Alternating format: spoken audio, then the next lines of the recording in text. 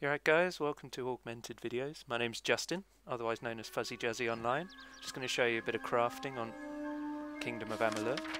As you can see on the map, the best place to do this is Hall village, as it has a crafting building which has all three tables, a Blacksmith Forge, Alchemy Workbench, and of course the Sagecraft altar.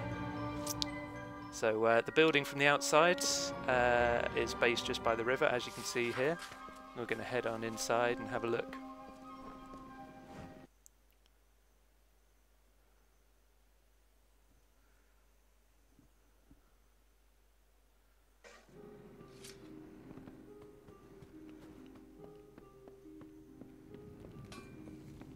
First off, we're going to start with the Sagecraft altar. As you can see here, you can craft gems, socket gems, and remove gems.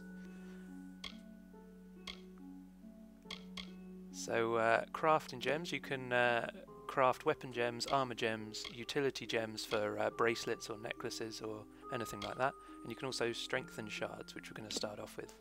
The best you can get is a pristine shard. So the best way to do that is to take 2 cloudy shards, and if you create those together, you make a Lambert shard.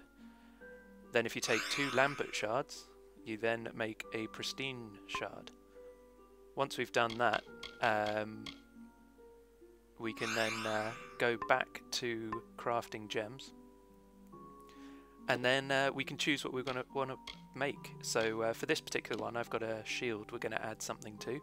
So the best way to find out how things work is just to play around. Take any couple of pristine shards, put them together, and it'll tell you on the output window on the right what it does for you. So in this particular one, we've got a plus 35 armor. So we're going to go back, we're going to socket gems, we're going to take the talisman that we've got, and then we're going to add that to the talisman. So the top one, the impregnable gem, we're going to slot that into the joint. You can tell if you can slot these into things because it has a little yellow line around it. And then once we've done that, we're going to have a look at little weapon ones.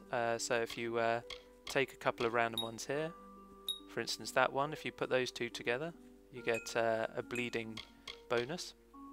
If you take an ice shard and another ice shard, then you get a really good ice damage, as you can see there. So we're going to make that bad boy as well. Nothing else to socket to, but obviously when you have weapons you can socket them to them, or if you want to remove any gems you can do as well. Next on the list is the Blacksmith Forge. If you go into the Blacksmith Forge, you can either salvage or craft.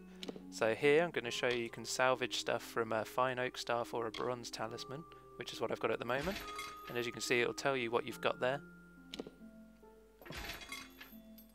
And then going back, you can go into craft, and what's really handy is any ticks shows you what you have that you can make on either mage armor, weapons, warrior armor,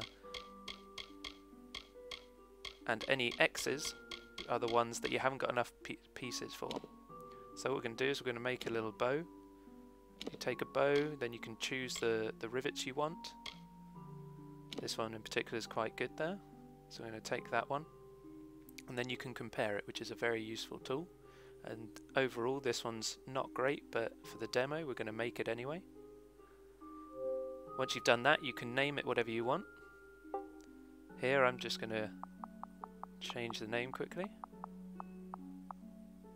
just to demo longbow, but you can name them whatever you want, and skadoosh, it's done. Then heading back, you can have a look through different armor. This one in particular, we're going to make a little shield. So I'm going to choose from our grips. I've only got a weak rivet left, so I'm going to make a not so good little shield, but that's the best way to compare. Then go back, and that's some blacksmithing, very simple.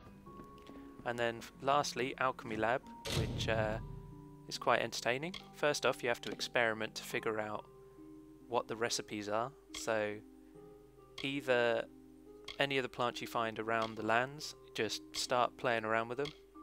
so you have to find them before you can actually mix them. As you can see, there's quite a lot of different ones. There's a poison one there, physical, mana, magic.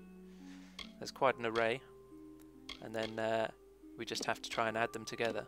So this one in particular will give you a boost, and then when it's made a potion, it will show you in the bottom corner.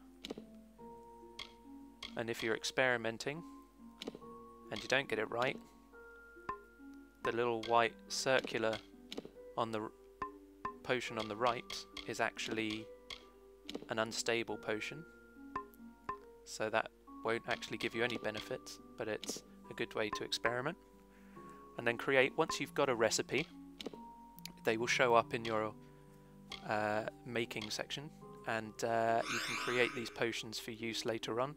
The best ones I use, to be honest, are the mana and the health potions. As you rank up, obviously you start off with just novice ones, where you can only combine 2 components, and then at a later time you'll be able to unlock, so you can add 3 together or 4 to make better potions. Okay guys, that's a bit of a basic outline of some of the crafting techniques you can use. Just the novice level, but obviously as you unlock the higher levels of your skills in blacksmithing, alchemy and sagecraft, you'll be able to create bigger and better elements and gear. So yeah, have a go at the novice level, and once you get the hang of that, you'll understand the rest. I'm going to leave you with a few epic kills here, just to show off a bit of Kingdom of Amalur. Enjoy!